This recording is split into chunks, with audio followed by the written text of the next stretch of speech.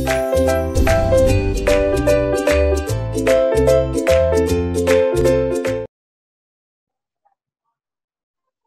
ये fifth chapter है हमारा, बायोलॉजी का फर्स्ट चैप्टर है, फंडामेंटल यूनिट ऑफ लाइफ। तो होती क्या है, what is actually the fundamental unit of life? Cell. तो सेल के बारे में ये पूरे चैप्टर में हमें बताया जाएगा। Cell is the fundamental unit of life. Now, why it is called the fundamental unit of life? Because a cell perform all the function which which an individual body performs. जैसे हमारी पूरी body क्या करती है, खाना अंदर लेती है, इसको डाइजेस्ट करती है, एब्जॉर्ब करती है, उसमें से एनर्जी निकालती है और फिर बाहर फेंक देती है। लेकिन एक जो सेल होता है, हाँ। ये सेल छोटा होने के बावजूद सारे के सारे फंक्शन परफॉर्म करता है। खाना इंटेक करता है, डाइजेशन करता है, एब्जॉर्प्शन करता है, एसिमिलेशन करता है और इजेशन करता है। तो इसलिए सेल जो है एक फंडामेंटल यूनिट ऑफ लाइफ है। अकेले भी एग्जिस्ट कर सकता है और साथ में टिश्यूज बना के भी एग्जिस्ट कर सकता है। जब सेल्स, एक specific type of cells combine together to form to specify a single function, is that is known as tissue, जो हम नेक्स्ट चैप्टर में डिस्कस करेंगे, सिक्स चैप्टर में, बायो का सेकंड चैप्टर जो है। तो अभी हम यहाँ पे सेल जो कि फंडामेंटल यूनिट ऑफ लाइफ है, इसके बारे में थोड़ा सा इंट्रोडक्शन पढ़ेंगे। फर्स्ट टॉपिक हम्म। आपका बुक में आता है। आप एक बार क्या कीजिए कि अपना माइक म्यूट कर लीजिए, क्योंकि मैं करता हूँ। तो अब जो भी, अगर आपको कोई डाउट होगा तब आप अनम्यूट कर लीजिएगा, नहीं तो ये स्क्रीन आपकी आ जाएगी यहाँ पे। तो ठीक है। फर्स्ट टॉपिक जो हमारी बुक में है कि cell is the fundamental unit of life क्यों होता है, मैंने आपको अभी एक्सप्लेन करा है। उसके बाद इंट्रोडक्शन ऑफ सेल, सेल के बारे में इंट्रोड्यूस करा गया है कि सेल क्या चीज़ है, कब डिस्कवर हुआ। तो थोड़ा हम बुक में से इसको रेफर करेंगे। What are living organism made up of? They are actually made up of cells. Small cell combine together to form tissue. Tissue combine together to form organs. And organ function in the human body और जिस भी body में कोई specific function होता है। तो what are the structures? Cell वो structures हैं। सेल कब फर्स्ट डिस्कवर हुए थे? 1665 में सेल जो है वो डिस्कवर करे गए थे। तो यहाँ पे फर्स्ट 2 पेजेस में हमें यही बताया जा रहा है कि सेल है क्या और सेल में कौन सी चीज़ें होती हैं। यहाँ पे एक एक्सपेरिमेंट के थ्रू उसको बताया जा रहा है। एक्सपेरिमेंट अनियन पील का है। प्याज का जो छिलका है उसको हमने माइक्रोस्कोप के अंदर ऑब्जर्व करा, तो ऐसे कुछ हमारी फिगर यहाँ पे बन रही है। देखिए, सेल्स ऑफ अनियन पील। तो ये जो छोटी छोटी डॉट्स हम देख रहे हैं, these are nucleus of cell. And ये जो ऐसे हम ऐसे जहाँ पे ये हाइलाइटर घूम रहा है, ये एक सेल है। और ये जो डॉट्स ही है वो एक न्यूक्लियस है उस सेल का। तो अब हम इस सेल के बारे में पूरा डिटेल में पढ़ेंगे कि what is cell made up of. Cell जो है वो किस किस चीज़ों से बना होता है। सबसे पहले हम पढ़ेंगे प्लाज्मा या फिर सेल मेम्ब्रेन। हम पहले नोट से रेफर करते हैं, फिर ये टॉपिक आपको बुक में मैं समझाऊंगा। तो प्लाज्मा या सेल मेम्ब्रेन होता क्या है? The outermost covering of the cell is known as the plasma और सेल मेम्ब्रेन। इसको प्लाज्मा मेम्ब्रेन भी कहते हैं और सेल मेम्ब्रेन भी कहते हैं। करता क्या है ये? आउटसाइड सेल का जो आउटसाइड एनवायरनमेंट होता है उससे और सेल के अंदर जो चीज़ें होती हैं उससे, उस दोनों को अलग अलग करता है। डिफरेंस, जैसे सेल के अंदर जितने भी सेल ऑर्गेनल्स हैं उसको और बाहर जो एनवायरनमेंट है उसको अलग अलग रखने में सेल मेम्ब्रेन या प्लाज्मा मेम्ब्रेन हेल्प करता है। होती क्या है बेसिकली, बस एक ये लेयरिंग होती है जो एक सेल को, सेल की आउटसाइड लेयरिंग जो होती है उसको प्लाज्मा मेम्ब्रेन या सेल मेम्ब्रेन कहा जाता है। नेक्स्ट आप नोट में देख रहे हैं एसपीएम। एसपीएम क्या होती है? Selectively permeable membrane. इसका मतलब क्या होता है? जो ये प्लाज्मा या सेल मेम्ब्रेन है वो एसपीएम की बनी होती है, यानी सिलेक्टिवली परमिएबल मेम्ब्रेन की बनी होती है। कुछ कुछ चीज़ों को ये सेल के अंदर आने देती है और कुछ कुछ चीज़ों को ये सेल के बाहर जाने देती है। फॉर एग्जाम्पल, अगर अंदर डाइजेशन हो रहा है तो न्यूट्रिएंट्स होंगे। अब न्यूट्रिएंट्स तो सेल के अंदर ही रहे तो ज़्यादा बेटर है, बाहर नहीं जाने चाहिए, इसलिए वो सेल को अंदर ही रहने देता है, एसपीएम सिलेक्टिवली परमिएबल मेम्ब्रेन। और जो गैसेज है, हार्मफुल गैसेज या कार्बन डाइऑक्साइड गैस उस सेल को नहीं चाहिए तो वो रिलीज आउट हो जाती है इस मेम्ब्रेन से। और ये मेम्ब्रेन है कौन सी? Plasma membrane. किससे बनी होती है? सिलेक्टिवली परमिएबल मेम्ब्रेन से। इसको एक बार हम कवर करते हैं बुक में और फिर हम आगे चलेंगे। ये थोड़ा बड़ा टॉपिक है प्लाज्मा मेम्ब्रेन और सेल मेम्ब्रेन का। देखिए, the outermost covering of the cell that separate the contents of cell from its external environment. The plasma membrane allows or permit the entry and exit of some materials in and out of the cell. It also prevents movement of some other materials. The cell membrane therefore is called selectively permeable membrane, क्योंकि ये selectively items को अंदर आने देती है और selectively items को बाहर जाने देती है, इसलिए इसको selectively permeable membrane कहा जाता है। तो कौन सी चीज़ों को बाहर जाने देती है? गैसेस को, जैसे कार्बन डाइऑक्साइड या ऑक्सीजन। तो movement of carbon dioxide and oxygen in और out of cell is known as diffusion. Notes में हम देखेंगे डिफ्यूजन। डिफ्यूजन का मतलब क्या होता है? Process of moving in and out of gas like carbon dioxide and oxygen. Gases का अंदर बाहर जाना डिफ्यूजन कहते हैं। होता क्यों है? चेंज इन कॉन्सेंट्रेशन की वजह से। अगर अंदर, हमें ये चीज़ बस ध्यान रखनी है कि जो भी चीज़ है वो हाई कॉन्सेंट्रेशन से लो कॉन्सेंट्रेशन में जाती है। अगर अंदर कार्बन डाइऑक्साइड का कॉन्सेंट्रेशन ज़्यादा है और एटमॉस्फेयर में कार्बन डाइऑक्साइड का कॉन्सेंट्रेशन कम है, और हमें ये पता है कि हमेशा गैस जो होगा वो हाई से लो कॉन्सेंट्रेशन में जाएगा, तो अंदर जो है कार्बन डाइऑक्साइड की हाई कॉन्सेंट्रेशन है, बाहर एनवायरनमेंट में लो कॉन्सेंट्रेशन है, तो अंदर से, सेल के अंदर से वो गैस बाहर जाएगी। तो इस प्रोसेस को, जो गैस एक जगह से दूसरी जगह जा रही है, उसको डिफ्यूजन कहते हैं। समझ आया?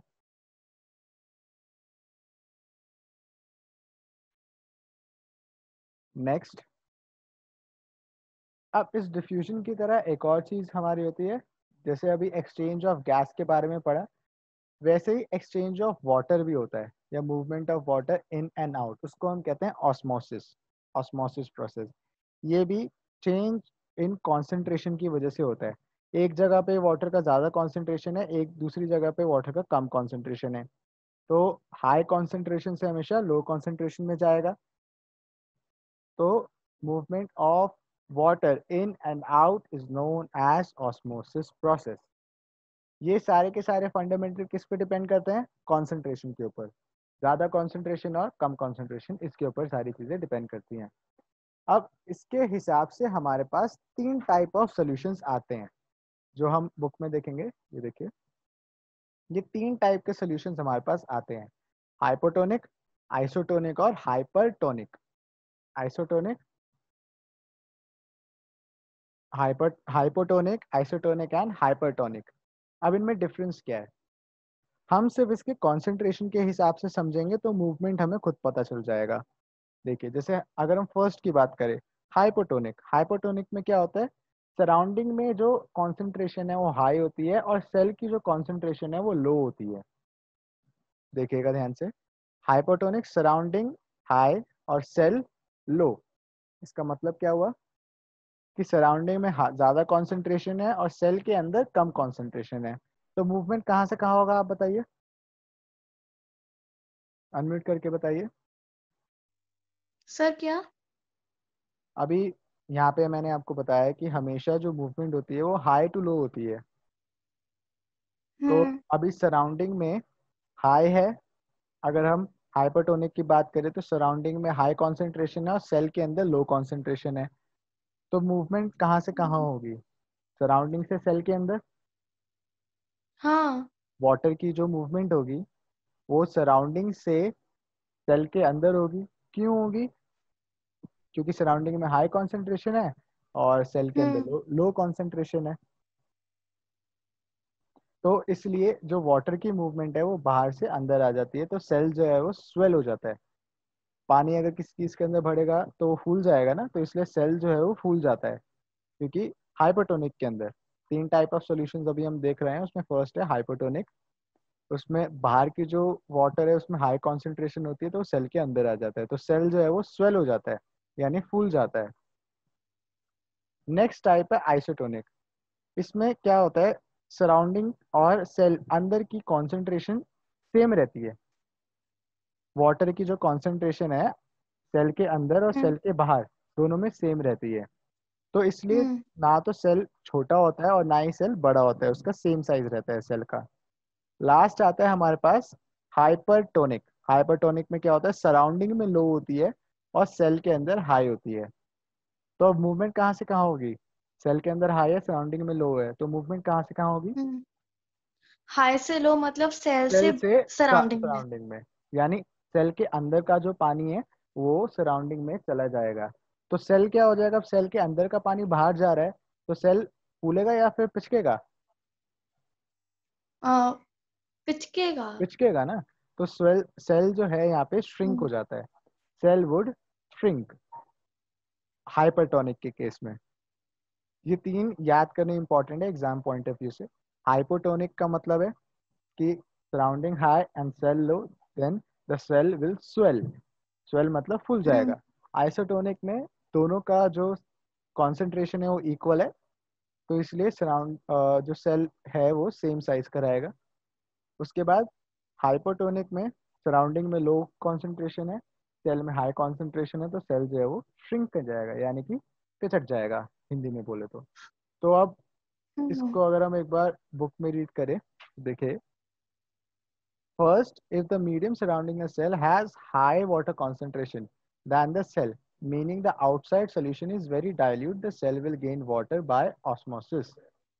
ठीक है, बाहर कॉन्सेंट्रेशन ज्यादा है अंदर कम है तो सेल जो है वो स्वेल हो जाएगा, पानी भर जाएगा उसके अंदर। Hmm next, medium has exactly same concentration, जितना बाहर कॉन्सेंट्रेशन होता है उतना ही अंदर होता है कॉन्सेंट्रेशन आइसोटोनिक के केस में। तो जो सेल है उसका जो साइज है वो सेम रहता है। थर्ड आता है हमारे पास hypertonic, if the medium has lower concentration of water than the cell, the meaning that it is very concentrated solution, such a solution is known as hypertonic solution. Water crosses the cell membrane in both directions, but this time more water leaves the cell than enters it, therefore the cell will shrink. तो यहाँ पे cell जो है वो shrink करेगा hypertonic के case में। एक चीज बस इसमें और हमें समझनी है कि मूवमेंट जो है वो दोनों साइड होती रहती है, यानी कि सेल के अंदर से सराउंडिंग में और सराउंडिंग से सेल के अंदर, ये दोनों मूवमेंट कॉन्टिन्यूसली होती रहती हैं। लेकिन तीनों में क्या फर्क होता है, जब हाइपोटोनिक का केस होता है तो सराउंडिंग में हाई कॉन्सेंट्रेशन है तो ज़्यादा पानी सराउंडिंग से सेल के अंदर आता है और सेल से सराउंडिंग में कम पानी जाता है, इसलिए वो स्वेल हो जाता है। मतलब ये सिर्फ कहना चाह रहा हूँ कि मूवमेंट दोनों साइड से होती रहती है, लेकिन हाई कॉन्सेंट्रेशन से लो कॉन्सेंट्रेशन में ज़्यादा तेज से पानी आएगा, तो इसलिए वो स्वेल हो जाता है और हाइपोटोनिक में श्रिंक हो जाता है। तो यहाँ पे बुक में कुछ यूनिसेलुलर के बारे में हमें बताया गया है, डिफ्यूजन क्यों इंपॉर्टेंट है, एक्सचेंज ऑफ गैसेज होती है। Plasma membrane is a flexible and made up of organic molecule called lipids and protein. Protein और लिपिड से मिलकर वो बनी होती है। यहाँ पे एक और नया वर्ड हम देख रहे हैं कि a type of transport require use of energy in the form of ATP, adenosine triphosphate. इसमें इसके बारे में हम 10th क्लास में एक और बार अच्छे से पढ़ेंगे क्या होता है एडेनोसाइन ट्राइफॉस्फेट। अभी सिर्फ हमें ये देखना है कि वो एनर्जी का एक फॉर्म होता है एटीपी, एडेनोसाइन ट्राइफॉस्फेट सिर्फ और सिर्फ एक एनर्जी का फॉर्म होता है। चलिए अब हम नेक्स्ट टॉपिक पे आते हैं। अभी सिर्फ रिवीजन हो रही है, ओवरव्यू हो रहा है पूरे चैप्टर का। तो फर्स्ट हमने इसमें देखा कि फर्स्ट क्या होती है, सेल मेम्ब्रेन या फिर प्लाज्मा मेम्ब्रेन। अब सेकंड हम देख रहे हैं क्या है, सेल वॉल। ठीक है, सेल वॉल क्या होती है, सेल मेम्ब्रेन या प्लाज्मा मेम्ब्रेन के बाहर एक वॉल होती है जो सेलुलोज से बनी होती है, इसको हम कहते हैं सेल वॉल। प्लांट्स के अंदर होती है सिर्फ, एनिमल्स के अंदर नहीं होती। एनिमल सेल के अंदर सेल वॉल नहीं होती, प्लांट सेल के अंदर सेल वॉल होती है। देखिए यहाँ लिखा है प्लांट सेल, यहाँ पे सिर्फ प्लांट सेल मेंशन्ड है। In addition to plasma membrane, have another rigid outer covering called cell wall. The cell wall lie outside the plasma membrane. The plant cell wall is mainly composed of cellulose. Cellulose is a complex structure and provides structural strength to the plants. तो ये जो cell wall है वो किससे बनी होती है? Cellulose से बनी होती है। कहाँ पे लाई करती है? जो प्लाज्मा मेम्ब्रेन या फिर सेल मेम्ब्रेन है उसके जस्ट आउटसाइड लाई करती है, और सिर्फ प्लांट सेल में होती है। तो ये तो हो गया हमारे पास सेलुलोज का, सेल वॉल का। नेक्स्ट हमारे पास टॉपिक आता है इस पे न्यूक्लियस। न्यूक्लियस में क्या क्या चीज़ें होती है? न्यूक्लियस को ब्रेन भी कहा जाता है पूरे सेल का। अब न्यूक्लियस के अराउंड एक मेम्ब्रेन होती है जिसको हम बोलते हैं न्यूक्लियर मेम्ब्रेन। होता क्या है? ये outer covering of nucleus, nucleus की आउटर कवरिंग को न्यूक्लियस मेम्ब्रेन कहा जाता है। अब इसमें दो टाइप के सेल्स आते हैं, प्रोकैरियोटिक और यूकैरियोटिक। जिन जिन सेल्स में ये सेल मेम्ब्रेन नहीं होती उनको कहते हैं प्रोकैरियोटिक, और जिन जिन सेल्स में ये सेल वॉल न्यूक्लियस मेम्ब्रेन होती है उसको हम कहते हैं यूकैरियोटिक। दोबारा बताता हूँ। पहले न्यूक्लियस क्या होता है? न्यूक्लियस का मतलब होता है it is known as the brain of the cell. उसके बाद इस न्यूक्लियस को बाउंड करने के लिए एक मेम्ब्रेन होती है जिसको कहा जाता है न्यूक्लियर मेम्ब्रेन। काम क्या होता है इसको? न्यूक्लियस को होल्ड करना। नेक्स्ट आता है इसमें टॉपिक लैक ऑफ न्यूक्लियस, मतलब जिसके अंदर लैक ऑफ न्यूक्लियस मेम्ब्रेन है। ये गलती से न्यूक्लियस लिखा है। तो जिसमें न्यूक्लियस की मेम्ब्रेन नहीं होती उसको प्रोकैरियोटिक सेल्स कहा जाता है, और जिसमें न्यूक्लियस की सेल होती है उसको यूकैरियोटिक सेल कहा जाता है। तो अभी हम एक बार बुक में देखते हैं। देखिए न्यूक्लियस टॉपिक है, आप रीड कर लीजिएगा, पूरा मैं रीड नहीं करूँगा क्योंकि सिर्फ और सिर्फ रिविजन चल रही है अभी हमारी। तो nucleus has a double cover called double layer covering called nucleus membrane. The nucleus membrane has pores which allow the transfer of material from inside the nucleus and its surrounding, that is to cytoplasm. Cytoplasm के अंदर चीज़ें अंदर बाहर जा सकती है nucleus membrane के through. Last में देखिए यहाँ पे लिखा हुआ है कि in some organisms like bacteria, the nuclear region of the cell may be poorly defined due to the absence of nuclear membrane. Such an undefined nucleus region is containing only nucleic acid is called a nucleoid. Nucleoid के बारे में यहाँ पे बताया जा रहा है। Nucleoid क्या होता है? जहाँ पे वेल डिफाइंड न्यूक्लियर नहीं है, वेल डिफाइंड न्यूक्लियर नहीं है तो वहाँ पे सिर्फ न्यूक्लिक एसिड होता है, क्योंकि न्यूक्लियस जो है वो वेल डिफाइंड नहीं है, और उस जगह को न्यूक्लियोइड कहा जाता है। ठीक है, और वेल डिफाइंड नहीं है तो मतलब इसकी आगे की जो स्ट्रक्चर है वो भी नहीं होगा। तो such an undefined nuclear region contain only nucleic acid called a nucleoid. Such organisms whose cells lack a nuclear membrane are called prokaryotic cells. तो जो सेल्स जिनमें न्यूक्लियर मेम्ब्रेन नहीं होती उनको कहा जाता है प्रोकैरियोट्स, और जिसमें न्यूक्लियर मेम्ब्रेन होती है उसको कहा जाता है यूकैरियोट। नेक्स्ट टॉपिक हमारे पास आता है साइटोप्लाज्म। साइटोप्लाज्म होता क्या है? फ्लूइड इनसाइड प्लाज्मा मेम्ब्रेन, या सेल मेम्ब्रेन जो है उसके अंदर जो फ्लूइड होता है उसको प्लाज्मा मेम्ब्रेन कहते हैं। तो membrane bound cell organelles are present in prokaryotic. अच्छा, इसका मतलब ये है कि किसी भी प्रकार की मेम्ब्रेन बाउंड सेल ऑर्गेनल्स, अभी हम आगे पढ़ेंगे सेल ऑर्गेनल्स क्या होते हैं।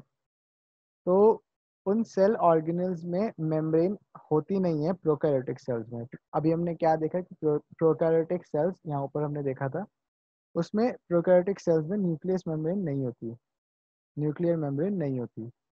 तो प्रोकैरियोटिक सेल्स के अंदर उनके सेल मेम्ब्रेन या फिर सेल ऑर्गेनल्स में जो मेम्ब्रेन होती है वो भी नहीं होती। तो ये एक चीज आपको इस टॉपिक के अंदर भी बताई गई है जो यहाँ पे मेंशन है। एक मिनट देखिए, तो पहले साइटोप्लाज्म हम पढ़ रहे थे। साइटोप्लाज्म हमने देखा क्या होता है, region takes a very little strange called cytoplasm. The देखिए यहाँ पे the cytoplasm is the fluid content inside the plasma membrane. Plasma membrane क्या होती है? सेल की आउटर लेयर है। तो सेल के अंदर जितना भी ये फ्लूइड लाइक स्ट्रक्चर होता है उसको साइटोप्लाज्म कहते हैं। साइटोप्लाज्म के अंदर सारे के सारे सेल ऑर्गेनल्स होते हैं, जितने भी सारे सेल ऑर्गेनल्स हैं वो साइटोप्लाज्म के अंदर लाई करते हैं। ठीक है, सेल ऑर्गेनल्स का मतलब होता है सेल्स जो फंक्शन परफॉर्म करते हैं उसके लिए अलग अलग पार्ट्स होते हैं, उसको सेल ऑर्गेनल्स कहते हैं। आगे हम इन सेल ऑर्गेनल्स के बारे में भी पढ़ेंगे। तो यहाँ पे यही बताया जा रहा है कि कुछ कुछ सेल्स जो होते हैं उस सेल ऑर्गेनल्स के में, मतलब सेल के अंदर जो अलग अलग फंक्शन परफॉर्म करते हैं उनको सेल ऑर्गेनल्स कहते हैं। और कुछ कुछ सेल ऑर्गेनल्स में मेम्ब्रेन नहीं होती है। प्रोकैरियोटिक सेल जो होते हैं उनके सेल ऑर्गेनल्स में मेम्ब्रेन नहीं होती। तो मैंने यहाँ पे ये लिखा है, no membrane bound cell organelles are present in prokaryotes. Prokaryotes में भी जो सेल ऑर्गेनल्स होते हैं उसमें एक मेम्ब्रेन नहीं होती। अब इससे फर्क क्या पड़ता है, देखिए वायरस जो है, virus lack any membrane and hence do not show characteristic of life until they enter a living body and use its cell machinery to multiply। तो इसलिए वायरस जो है वो इतना खतरनाक होता है। क्यों खतरनाक होता है? क्योंकि उनमें सेल मेम्ब्रेन या सेल ऑर्गेनल की मेम्ब्रेन होती नहीं है, किसी भी प्रकार की मेम्ब्रेन होती नहीं है वायरस में। तो जब ये बॉडी के बाहर होता है तो ऐसा लगता है कि ये मरा हुआ है, क्योंकि ये कोई एक्टिविटी तो परफॉर्म करता नहीं। और जैसे ही ये बॉडी के अंदर आ जाता है तो ये अपनी एक्टिविटी स्टार्ट कर देता है करना। कौन सी एक्टिविटी? अपना रेस्पिरेशन, रिप्रोडक्शन, न्यूट्रिएंट्स लेना दूसरों से, ये सब एक्टिविटी स्टार्ट कर देता है। इसलिए वायरस जो है वो बहुत खतरनाक है, जो आजकल चल रहा है कोविड-19। तो ये कुछ डिफरेंसेस है प्रोकैरियोटिक और यूकैरियोटिक सेल्स में। नेक्स्ट टॉपिक अब हमारे पास आता है सेल ऑर्गेनल्स, जो अभी हम ऊपर तक पढ़ रहे थे कि सेल ऑर्गेनल की मेम्ब्रेन। तो सेल ऑर्गेनल का मतलब मैंने आपको बताया कि जो एवरीडे उसमें सेल को नीड रहती है, कोई भी काम करने के लिए सेल जब रिक्वायर होता है तो उसके लिए सेल ऑर्गेनल रिस्पॉन्सिबल होती हैं। तो बेसिकली हम यहाँ पे छः टाइप के सेल ऑर्गेनल्स के बारे में हम यहाँ पे रीड करेंगे।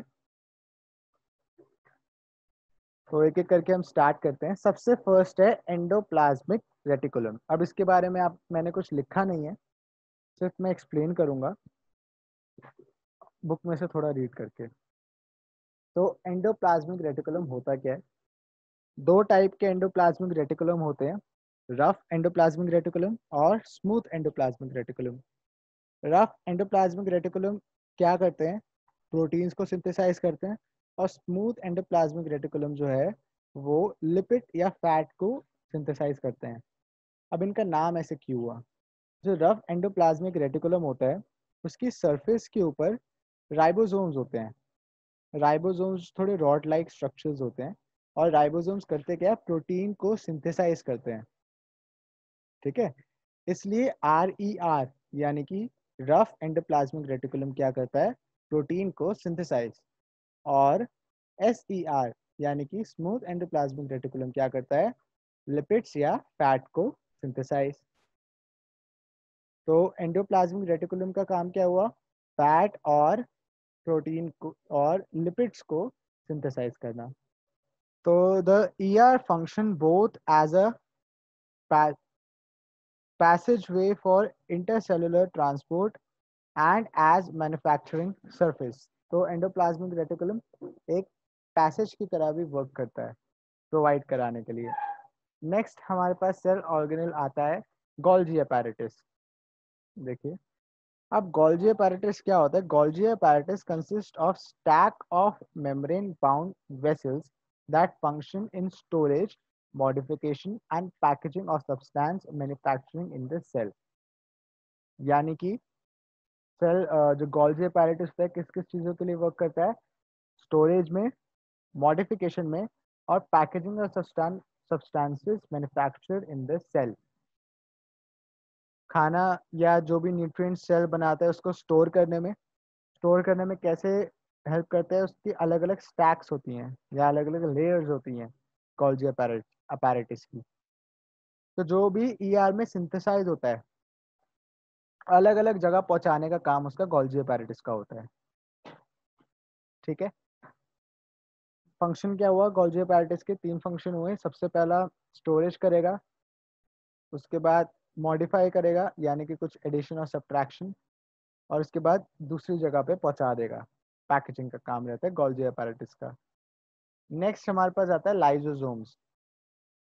लाइसोसोम्स को क्या कहते हैं? सुसाइडल बैग्स भी कहते हैं, ठीक है। और लाइसोसोम्स का क्या होता है? एक वेस्ट डिस्पोजेबल सिस्टम होता है। इसमें क्या होता है, कोई भी वेस्ट है तो इस लाइसोसोम के अंदर आ जाता है। लाइसोसोम के अंदर कुछ एंजाइम्स होते हैं, उस एंजाइम से ये वेस्ट जो है वो मर जाता है।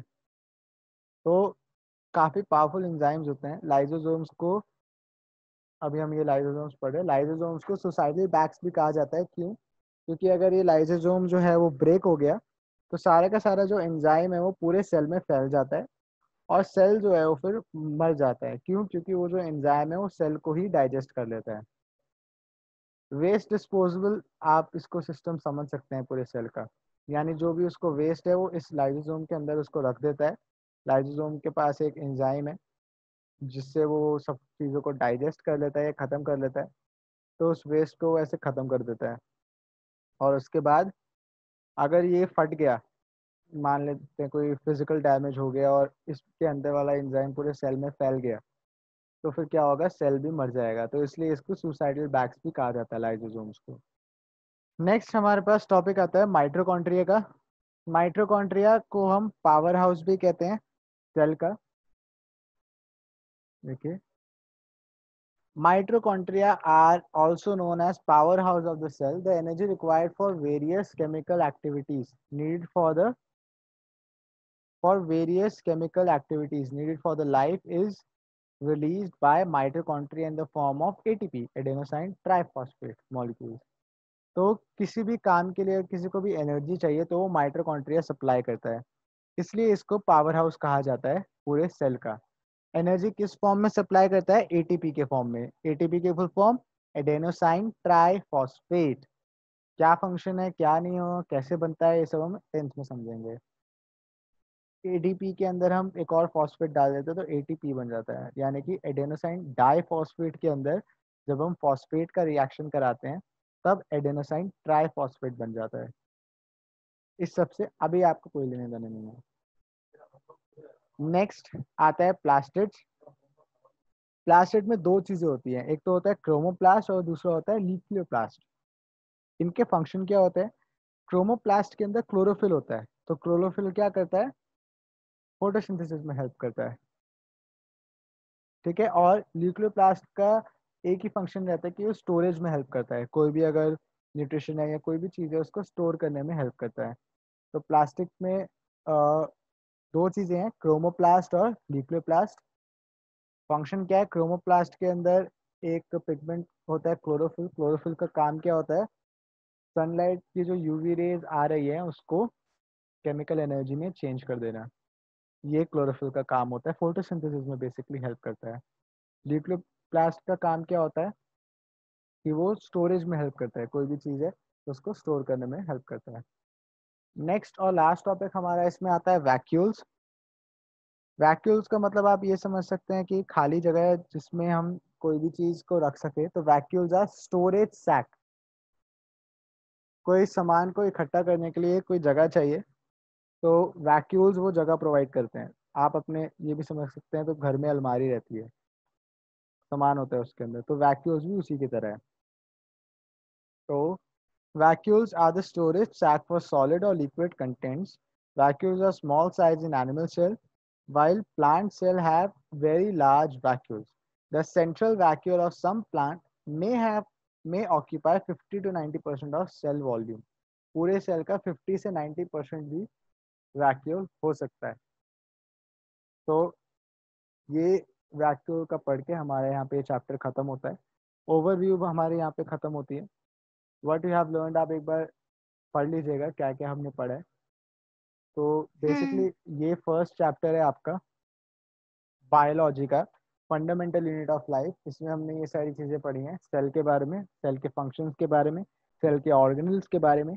हर एक चीज़ अभी मैंने आपको ये दोबारा से रिवाइज करी है।